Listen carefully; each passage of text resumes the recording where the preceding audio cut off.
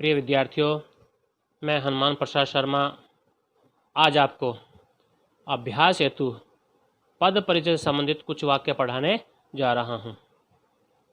इन वाक्यों को देखकर आप अच्छी तरह से एग्ज़ाम के लिए तैयारी कर सकते हैं। तो आइए देखें पहला वाक्य, वह कल आएगा। तो इसमें रेखांकित जो अंडरलाइन दिया है आएगा।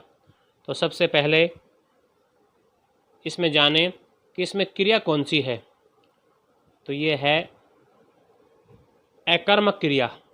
तो सबसे पहले क्रिया का बताना जरूरी होता है, क्योंकि इस पूरे वाक्य में ऑब्जेक्ट कहीं नहीं है, तो ये अकर्मक क्रिया हो गई। उसके बाद ये पुल्लिंग है, क्रिया जो है वो पुल्लिंग की है। वचन एक वचन है। वचन कौन सा है? एक वचन है। उसके बाद काल देखें, आएगा, ये भविष्यत काल है। काल कौन सा होगा? ये भविष्यत काल हो गया, मतलब फ्यूचर टेंस जिसको बोलते हो। और ये कर्तृवाच्य है। वाच्य कौन सा होगा? ये कर्तृवाच्य है। और कर्तृप्रयोग है। प्रयोग लिखना चाहो तो लिख दो, नहीं कोई ज़रूरी नहीं है। कर्तृप्रयोग। अब आइए दूसरा वाक्य देखें, वहाँ कोई नहीं मिला। वहाँ कोई नहीं मिला। इसमें देखें, सबसे पहले वही क्रिया बतानी होती है, तो यहाँ जो कोई है वो ऑब्जेक्ट है, तो इसलिए क्रिया जो हो गई वो सकर्मक क्रिया हो गई। इसमें कर्म है, इसलिए सकर्मक क्रिया। मिला पुल्लिंग हो गया, एक वचन हो गया, और काल हो गया मिला, भूतकाल। काल कौन सा होगा? ये भूतकाल। बाकी वही कर्तृवाच्य और प्रयोग लिखोगे तो कर्तृप्रयोग। मैं आपको बार बार बता रहा हूँ, जो पीछे मैंने लिखा ना कर्तृप्रयोग, ये लिखो या लिखो, इतना आवश्यक नहीं होते हैं, क्योंकि एक एक नंबर में पूछा जाएगा, तो आप यहीं तक ले सकते हैं, कर्तृवाच्य तक ही। तीसरा सेंटेंस देखें, हम गाय का दूध पसंद करते हैं। हम गाय का दूध पसंद करते हैं। तो इसमें अंडरलाइन है करते हैं।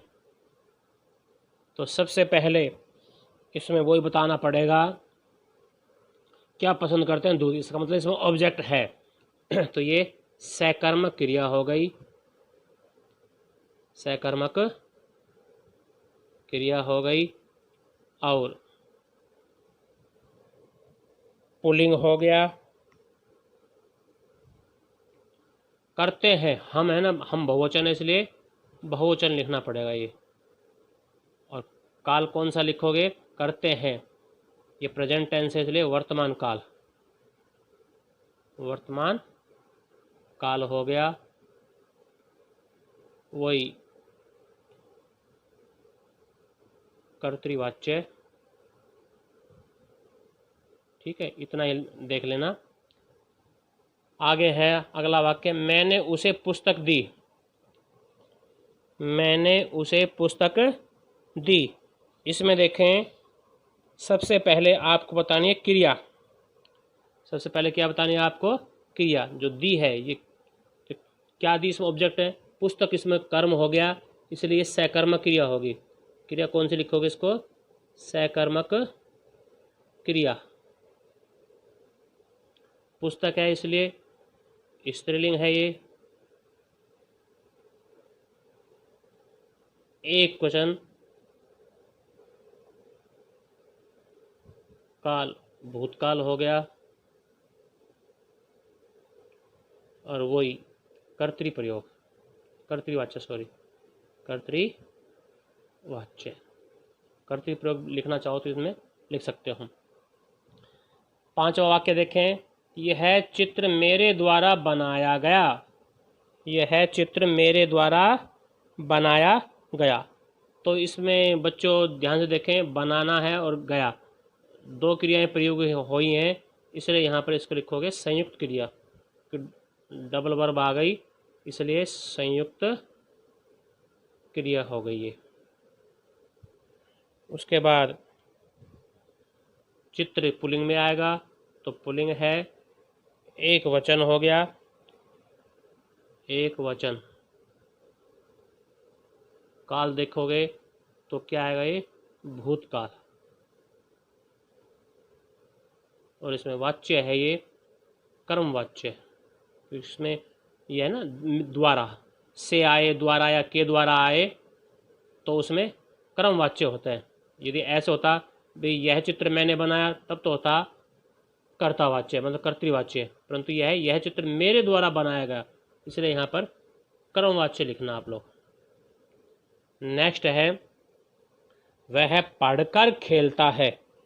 इसमें आया है पढ़कर खेलता है, पढ़कर।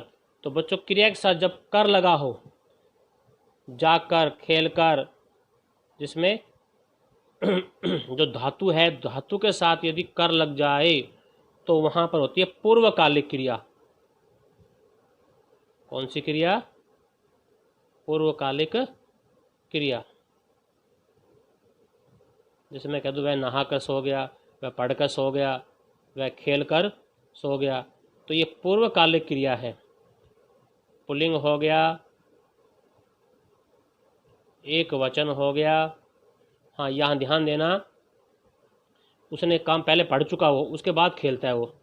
तो जो ये पढ़कर, ये जो काल लिखोगे इसको भूतकाल लिखना, क्योंकि पढ़ना काम पहले हो चुका है, वो पीछे जा चुका, बीत चुका, इसलिए इसको भूतकाल में लिखना। और ये अन्य पुरुष में हो जाएगा, अन्य पुरुष। तो इस तरह ध्यान देना, इसमें जब धातु के साथ कर लग जाए तो वो होती है पूर्वकालिक क्रिया, इसको दिमाग में रखना। नेक्स्ट वाक्य देखें, 7वां वाक्य है, राम यहाँ 10वीं कक्षा में पढ़ता था। अब ये पढ़ता था, इसको देखो, यहाँ पर इसमें कहीं भी ऑब्जेक्ट नहीं है, इसलिए अकर्मक क्रिया। क्रिया कौन सी होगी? ये अकर्मक क्रिया हो गई। और राम है इसलिए पुल्लिंग है, एक वचन है। काल कौन सा? देखो, पढ़ता था, ये भूतकाल हो गया। काल कौन सा हो गया? ये भूतकाल हो गया। और कर्तृवाच्य है, प्रयोग लिखोगे तो कर्तृप्रयोग, कर्तृप्रयोग। ठीक है। इसके अलावा देखें 8वां वाक्य, बाहर कौन खड़ा है। बाहर कौन खड़ा है। तो बच्चों इसमें ध्यान से देखो, ये अकर्मक क्रिया, पहले क्रिया हो जाएगी अकर्मक,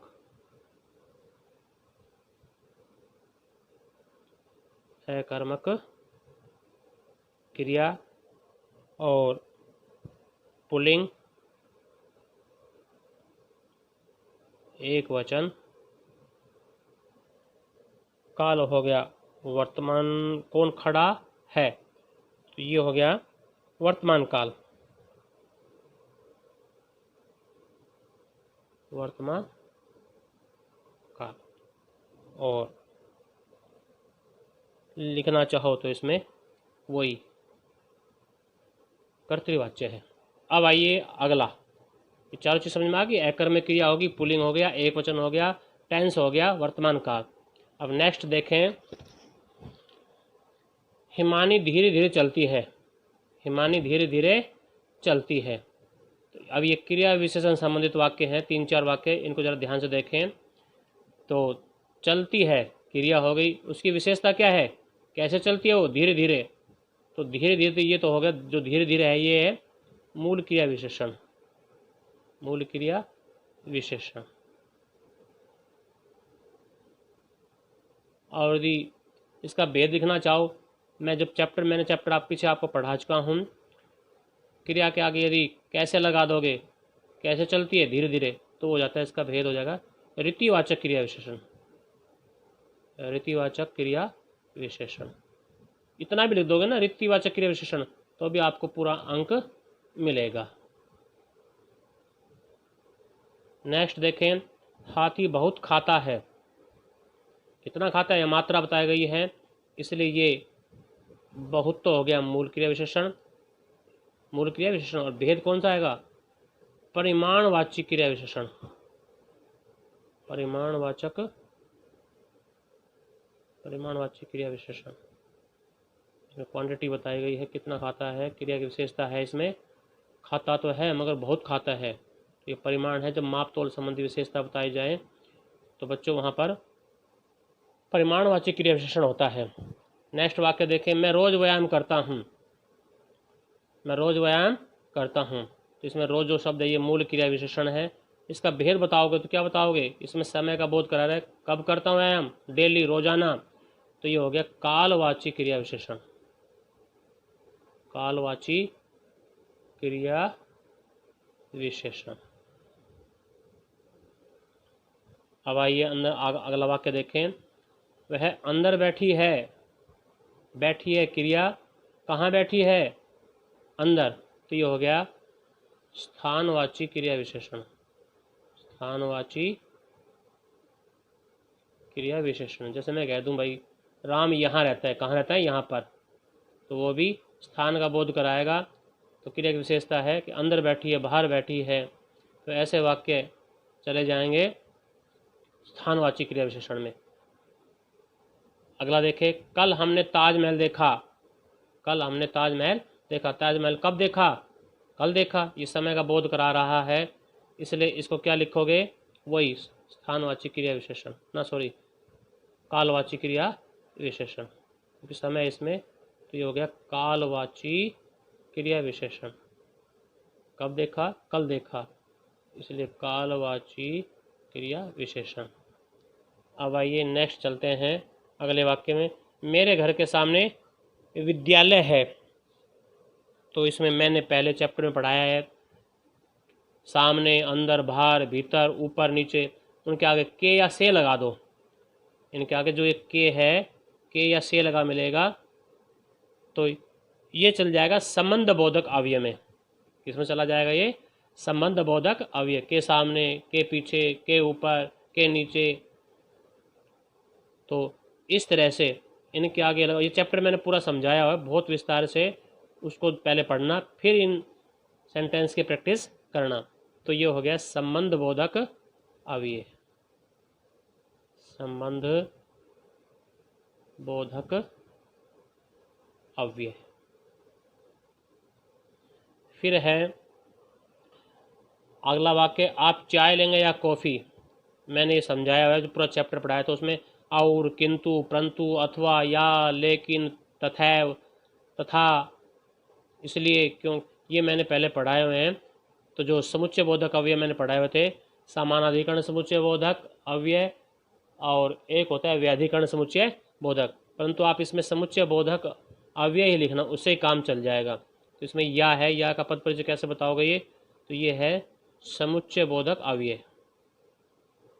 समुच्चय बोधक अव्यय। अव्यय कह दो या अविकारी कह दो, ठीक है। अब ये भी वही है, इसमें और आ गया, राम आया और शाम चला गया। तो ये मैंने बताया पहले भी, और, किंतु, परंतु, अथवा, या, लेकिन, तथैव, अथवा, ये सारे के सारे समुच्चय बोधक अव्यय कहलाते हैं। तो इसका पूरा अंक मिलेगा इतना लिखने से ही। तो समुच्चय बोधक अव्यय।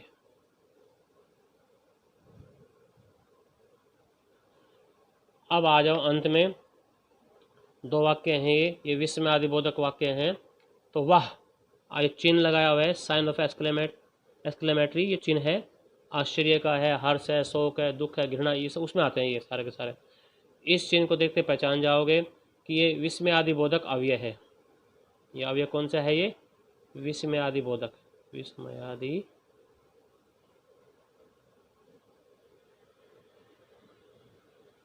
आदि बोधक अव्यय। समझ गए होंगे। ये लास्ट वाक्य इसमें घृणा का भाव है, इसमें भी चिन्ह दिया हुआ है, तो ये भी विस्मय आदि बोधक अव्यय है।